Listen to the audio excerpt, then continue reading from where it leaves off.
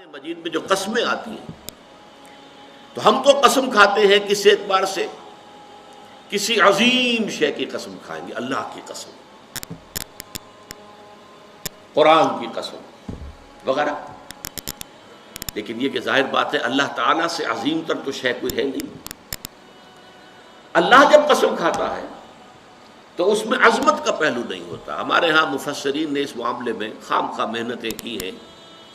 والتین والزیتون، انجیر اور زیتون پر قسمیں کھائی گئی ہیں، تو اب اس کے حوالے سے انجیر کے خواص کیا ہیں، فوائد کیا ہیں، طبی طور پر کیا اس کے اندر جو ہے وہ مفادات ہیں، فوائد ہیں. حالانکہ یہ چیز نہیں، بنیاد جو ہے صرف شہادت. اللہ کی قسم بھی ہم جب کھاتے ہیں تو کیوں کھاتے ہیں؟ کس بات پر کھاتے ہیں؟ اپنے کسی سٹیٹمنٹ پر اللہ کی قسم کھاتے ہیں کہ میں اللہ کو گواہ کر کے کہہ رہا ہوں کہ جو کچھ میں کہہ رہا ہوں یہ ٹھیک ہے، یا کسی وعدے پر اللہ کی قسم کھاتے ہیں کہ اللہ کی قسم میں تمہاری یہ بات پوری کر دوں گا. تو گویا کہ مقصود کیا ہے؟ گواہی. اللہ گواہ ہے، اللہ کو گواہ کر کے اللہ شہید بیننا و بینکم، اللہ گواہ ہے ہمارے اور تمہارے مابین. تو قرآن مجید میں جو قسمیں اللہ نے کھائی ہیں ان میں مجرد شہادت ہے پیش نظر، اس میں عظمت کا پہلو نہیں ہوتا. اس لیے کہ یہاں قسم کھانے والا عظیم ترین ہے، اس سے عظیم تر تو کوئی شے ہے نہیں. اب زمانے کی گواہی کیا ہے وہ میں آپ سے عرض کر چکا ہوں. پوری انسانی تاریخ کا جو بھی چشمدید گواہ ہے وہ زمانہ ہے. یہ زمانے کی چادر سورہ اعراف کے اندر آپ اس کو دیکھیں گے.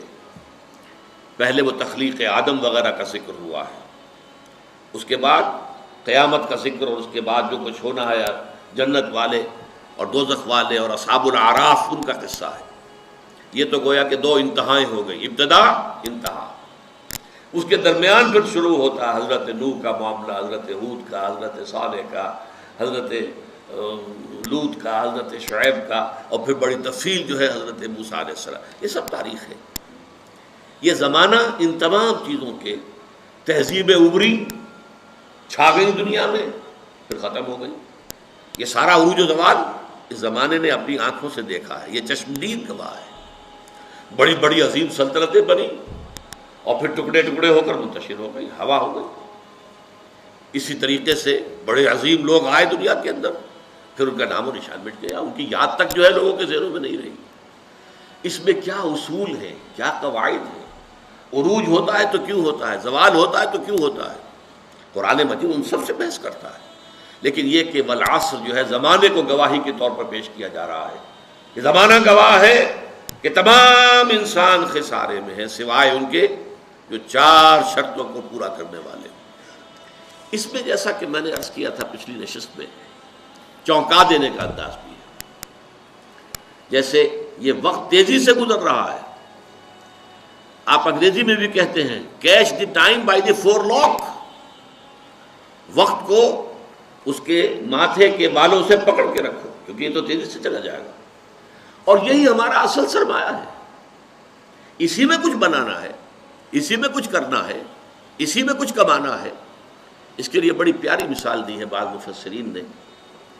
ایک صاحب نے اپنا مشاہدے کی بنیاد پر لکھا کہ میں ایک دفعہ شام کے وقت ایک بازار منڈی اس میں سے گزرا تو میں نے دیکھا ایک برف بیچنے والا بہت چیخ چیخ کر اپنے برف کو بیچنے کے لیے لوگوں کو متوجہ کر رہا تھا.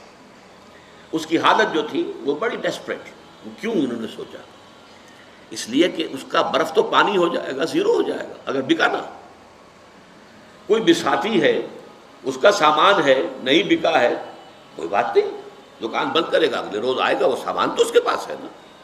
اس کی اصل راس تو کہیں نہیں گئی، اس کا اصل سرمایہ تو محفوظ ہے. لیکن یہ برف کا تاجر جو ہے، یہ تو برف اگر بکی نہ تو پانی ہو گئی، ختم، اصل راس المال بھی گیا. انسان کی حیثیت برف کے تاجر کی ہے. اس کی زندگی کی برف گھل رہی ہے، تیزی کے ساتھ پگھل رہی ہے. جس کو کہا ہے ایک شاعر نے بہت عمدگی کے ساتھ، غافل تجھے گھڑیال یہ دیتا ہے بنا دی، گردوں نے گھڑی عمر کی ایک اور گھٹا دی. عام طور پر تو ہم سمجھتے ہیں میری عمر پہلے 60 برس تھی، اب 61 ہو گئی، بڑھ گئی. بڑھی کہاں ہے، کم ہو گئی. اس لیے کہ جو بھی ٹائم اس دنیا میں ہے میرے لیے اس میں سے اب 1 سال کم ہو گیا. 1 گھنٹہ جو گزرا ہے، 1 گھڑیال بجا، 1 گھنٹہ اور یہ 1 گھنٹہ میری زندگی میں سے کم ہو گیا ہے. غافل تجھے گھڑیال یہ دیتا ہے منادی، گردون گھڑی عمر کی ایک اور گھٹا دی. تو یہ وہ چونکا دینے کا انداز ہے. Time is fleeting, catch the time by the four law.